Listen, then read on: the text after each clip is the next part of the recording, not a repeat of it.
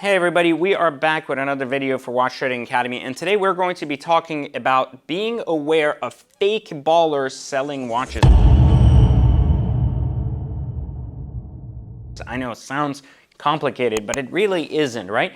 In the watch trading industry as a whole, this is an industry of money, right? This is the ability to say, I got 100K, 200K, 300K on my wrist. I sell 500K watches. I got money. This is a big piece. Appearances are everything in this industry. And if you follow any personality or individual who sells watches, there's always luxury assets around them, and everything from cars, mansions, gold rings, or diamonds, gold chains, whatever it is, it's out there selling the lifestyle as much as selling the watch. It's also this huge market where everyone's trying to one-up each other. Hey, I got a cooler Lambo. Hey, I have a bigger penthouse. Hey, I bought this, I rented that. This is the huge world of what I call big bullshit cinema that just doesn't do a good job at faking it till they make it because they're actually not using their own assets. So today we're gonna talk about how to spot a bullshit fake watch baller, someone who basically pretends to be having the lifestyle and everything that comes with it, but really is struggling to make a buck. And there are some indicators you can pay attention to. So try to envision the power of having $1 million, right? And try to envision the idea of being able to sell to others the idea that you are worth 10 million out of that million. So what do you need? You need a cool car. You need a cool house or apartment, and we're going to talk about how that works. And you need a lot of cool watches if you're selling them. So these are the three basic core characteristics of what people use to basically speak highly of themselves. They have a cool car, a big house or an apartment, and they have cool watches. Obviously, if they sell watches, they're going to have watches to sell. The more expensive they are, the more you trust in their ability to not defraud you, because why would someone defraud you on a 30K watch when they have hundreds of thousands of watches laying right there? But there is a difference between having pictures of stuff and owning stuff. And I'm gonna tell you why. And this is the first rule of basically seeing who's in this game the long term and has really established themselves and who is just floating themselves in and out of situations. So first off, let's talk about the bigger and more legit kind of concept of home ownership, because we'll start there. Most people on the internet game are going to say, I don't want to show you my actual house. Like, they don't want you to see their actual house in full. So they will give you glimpses of what makes their houses or apartment cool, but never actually show you the house. And there's a couple of reasons.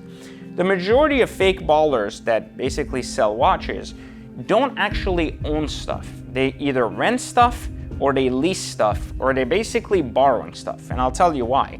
Because they don't have clear insight that they're gonna be in this business for the next 10, 15 years. So they won't commit to a 30-year mortgage, and they'll use every excuse of saying they need mobility, real estate isn't a good investment, it's not the way to go. This is why they'll usually won't buy a home, and often will go into some major high-dollar rental that won't rent anywhere else. So they will rent or attempt to rent a very expensive $30,000 a month apartment because they can make $10,000, $15,000, $20,000 a month selling one watch. So if they can sell one watch, they can pay their apartment, but the visual of having that apartment will help them. Now, why would they do that? Why wouldn't they rent a regular apartment? Well, for one simple reason, the visual and optics are great, but also a lot of these high-end apartments that are all over the major cities like Miami, New York, etc., sometimes can't get long-term contract rentals because they're really expensive.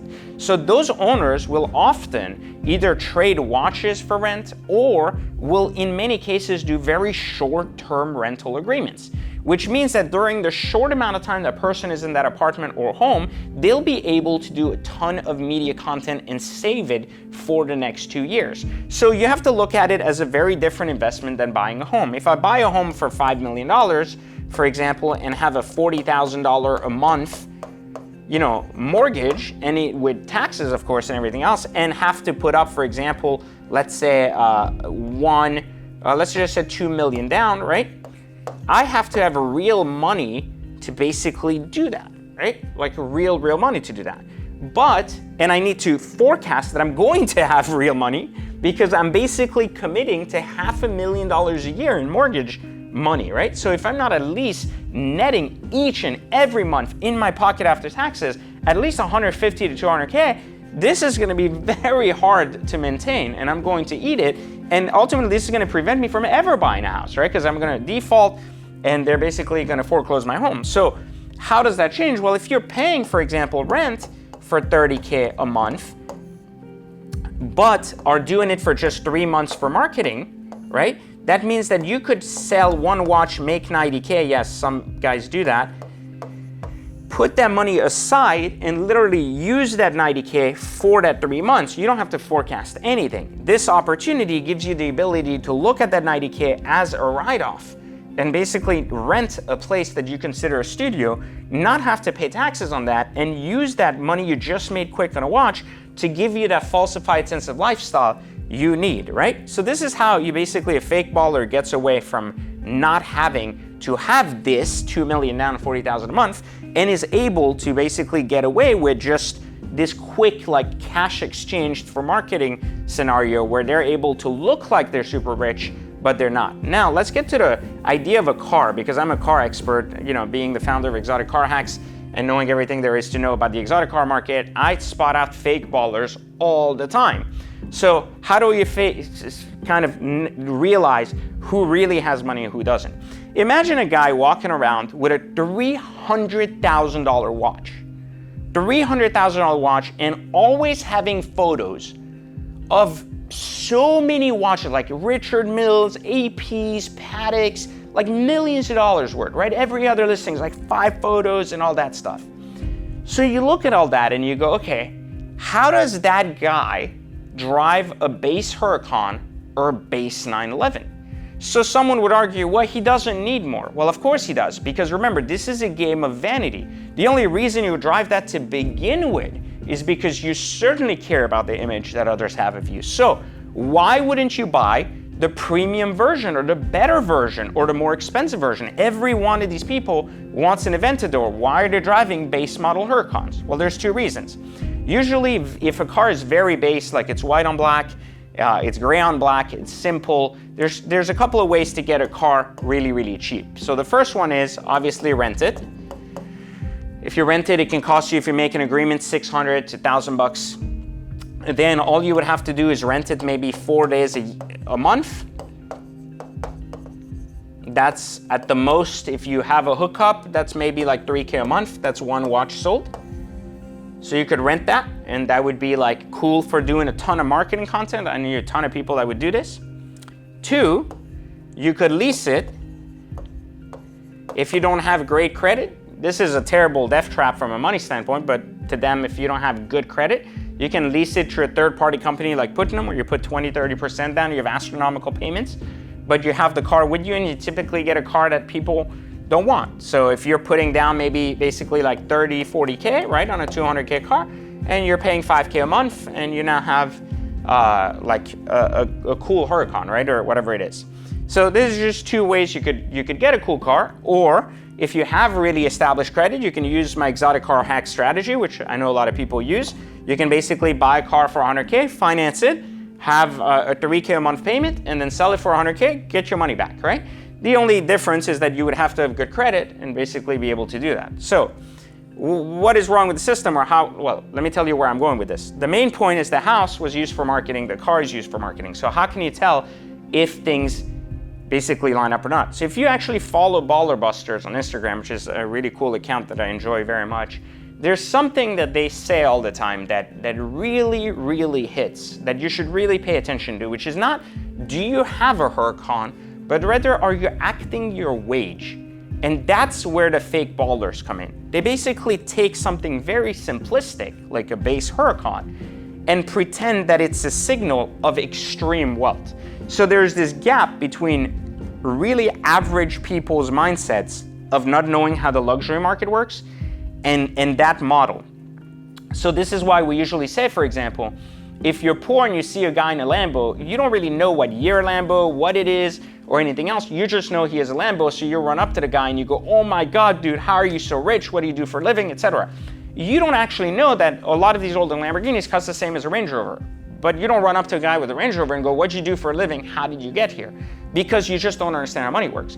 So these guys prey on this idea that when you see a Lamborghini and you're poor, if you're a chick, you're a dude, you're a hard worker, and you want these things and they're so far from your reality, you typically assume that this person must have done something significantly better than you to have been able to get there. But here is the reality of it. It really isn't that impressive unless it's actually really expensive. And in many cases, it's not.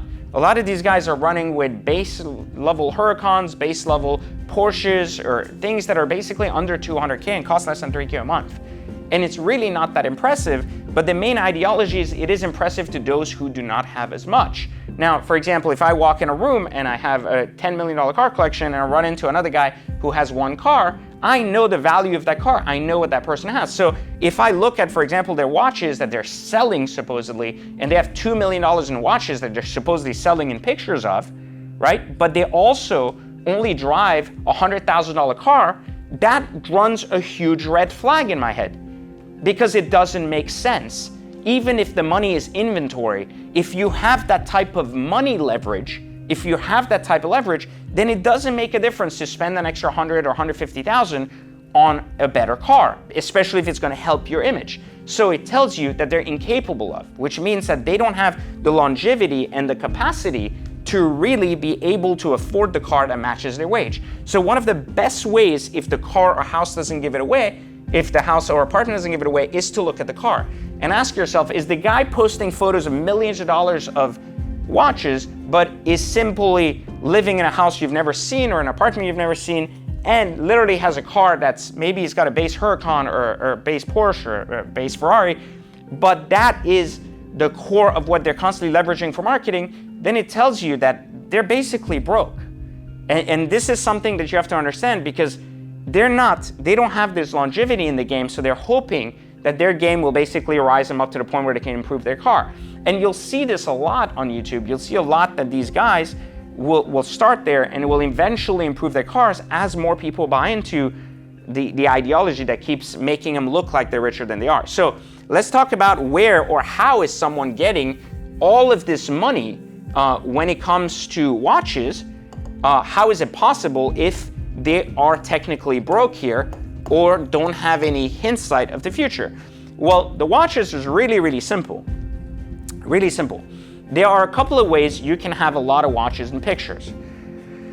Let's use the single, we're not talking about fake ballers, we're talking about fake watch resellers, people that aren't rich, right? So there's a couple of ways. They're not talking about fake watches. So let's completely separate this. We're not talking about fake ballers, fake watches, rented cars. We're talking about people that sell real watches that have millions of dollars, but somehow can't seem to have a lifestyle that even fits the amount of inventory they have.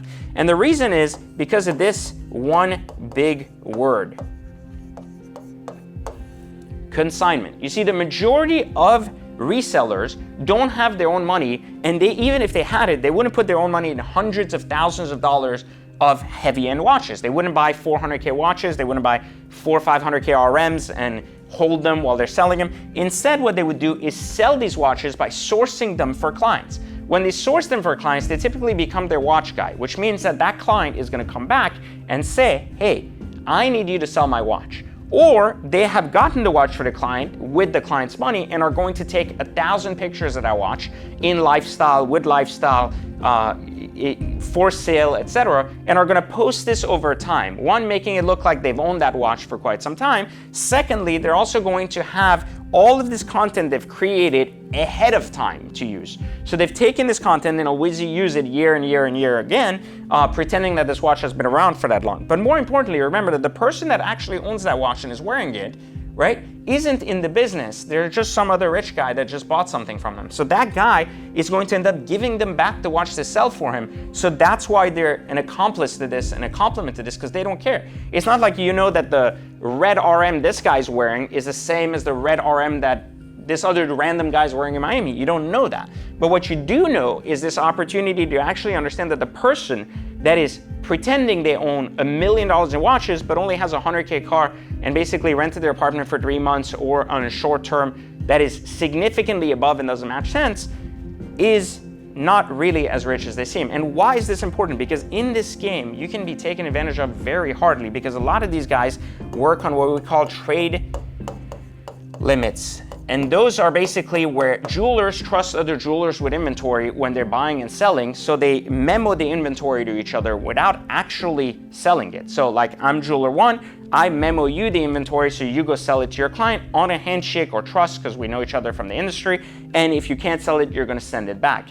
A lot of this seems very primitive or thuggish in nature, but that is how the industry runs. So a lot of times people holding a lot of watches doesn't mean they've paid for a lot of them, especially if they have a good reputation selling it or have some kind of YouTube channel, so they're more of a celebrity or someone out there talking about it. So jewelers are going to trust them with their inventory. And this is a big difference, because a lot of times there are some people on the internet who act their wage, and there's nothing better than that, because they act their wage and they're providing quality services and quality products to their clients and to new clients. But there are some of people that are more interested in the optics of the game than the game itself. So the best way to actually determine if someone is or isn't broke in the game is to basically match these three.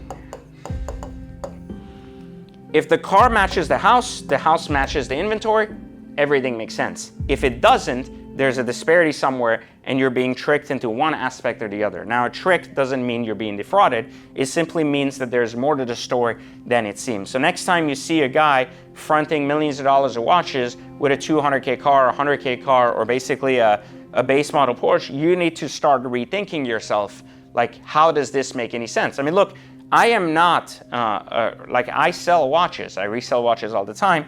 And I have my own collection of watches, which, nears $3 million now.